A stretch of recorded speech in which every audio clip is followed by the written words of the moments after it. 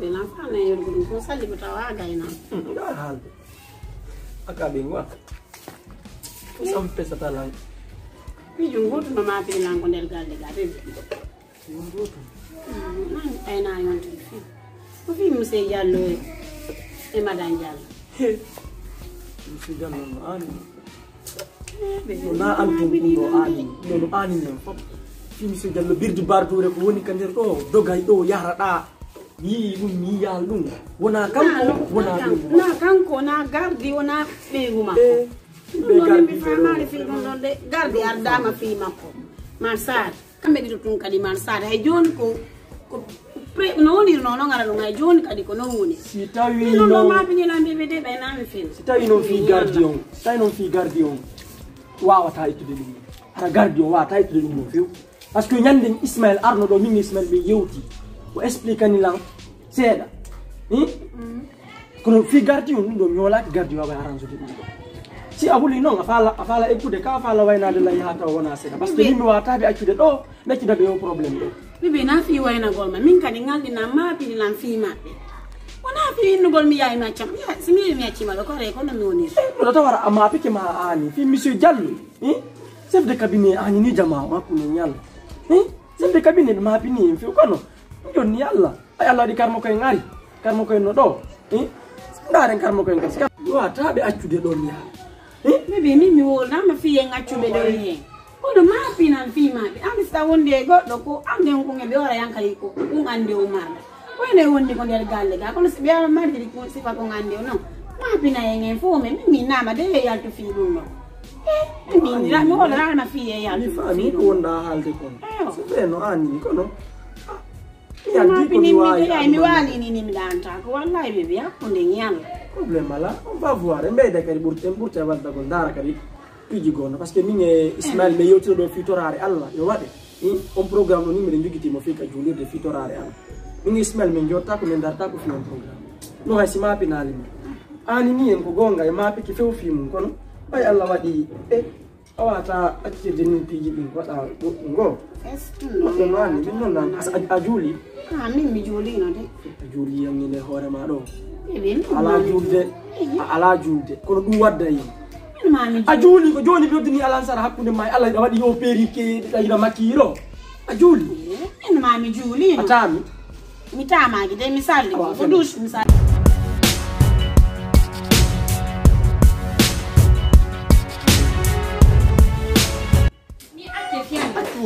mi hala hon kon mari ko mi hala ta ko mi anda fi Allah ko woni ko yurme ankadi ko ko songi den do foppo mi ko donc sino sonjade ko mi non sonjude ko du fallo wiide kono mi wolata se non hebalo ko wolo kono mi mari ko mi wola mi woli ko mi woli ko anda fus mi anda jamma mi woli ko min do mi anda hay mi woli ko ati wola ankadi ati jugolen kono mi wolan taw ni e wolu mi woli ko ankadi wolu hakke fi Allah mi lando ko hondo mi wolata ono kadi wole mi wola ankadi o ta sonju ndeli gatu wolu fi Allah ko wolu ko ngol yallo selela sa woni no gasare ni pike hondo ko mi sonje ko wada Allah ko mi woli ko wadi Allah ko mi ga mari ande be nguli ande mi fotindinaado be ko dum wadi ni woli o ngadi ko no bonni Allah non mi woli wono si woli tanke mi wolade do anda wol mi dara se buttine fusumi wada min hay fusumi ay ko jamfi dalan ko dum a wol dum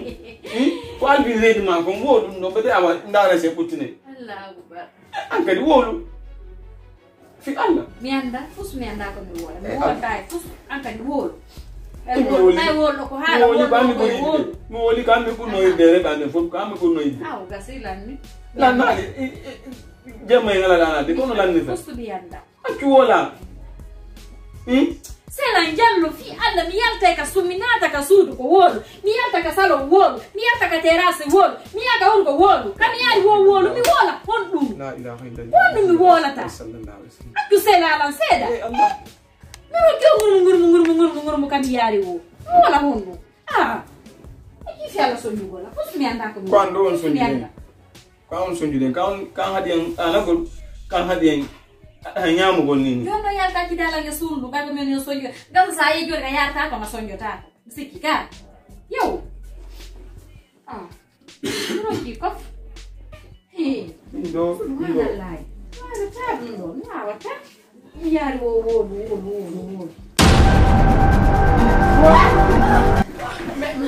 Mais à quoi?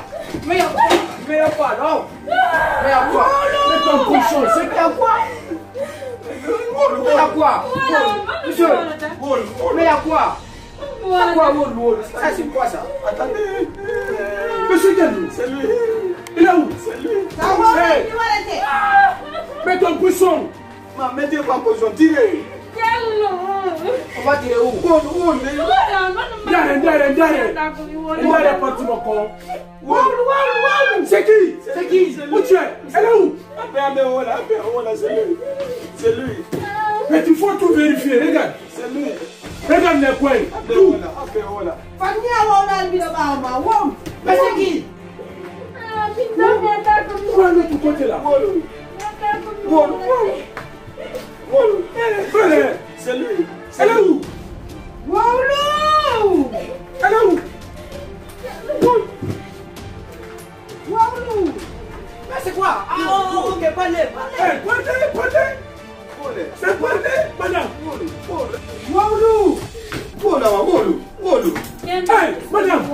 Hey, madame, parlez, c'est quoi? Madame, c'est quoi? Madame, parlez.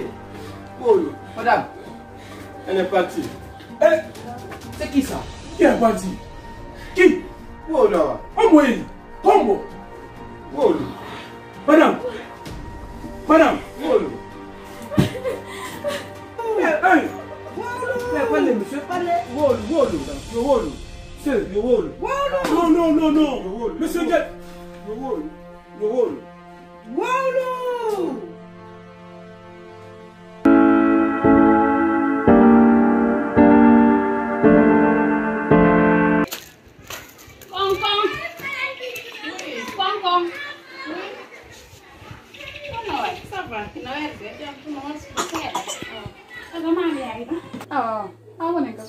Wonen do nan do hamata kon ala ida fusnini o quartier mimi do nani nini ko ngal inila nden nyande ami yeka amen da telam fokite yaltugo mi do hawjo maina himo doga sahi tum kirigi bargare womo yeyka alvin o tawdi alvin e jiwo be ukkondiri hawre ko be ukkondiri don ko non ko jiwo mi andas ko alvin wari mo isko ami wari mo bay misi ko mimi perta tanga ham pirde jiwo sabede ma gorko o sika di piji do wono mi wallu mo mi werna mo ko amen minni alla tanta subhanallah ko be pirde be alvin ka woro ta ko fima ko mi tuubi ko dowga giteren no dow ala e problème je yo karti andi ko fejude ko monsieur Diallo dowga chef de cabinet yo ni be na be do da kam mabbe no way nini mi anda ko nangi na kambe na be ngu mabbe be addi don gardi be addi don karamoko fussuma sali ko mo kala mabbe hibe no sojo to woni kam mabbe nyande o nyande carte yo fop ron ko ande ko woni kande suudu mabbe ben don do ko jokki be kam mabbe ko tiidi si tay kan non ko kambe di ko jokki be ko ha si be nun dal be tampi sa andu to woni kande jaka be kam mabbe ni hakkunde ngi Allah takulla ngon soro sara won do ko mabbe si tanta ko minni jaka be da kan ko bude tunata woni se akki fi yalla nini la hule tam fotere sai tuno singori la mi hulu taw so bu joni so est ce que o feta la hule tam en fotti joni do ha rum ko ngala merci beaucoup nani yalla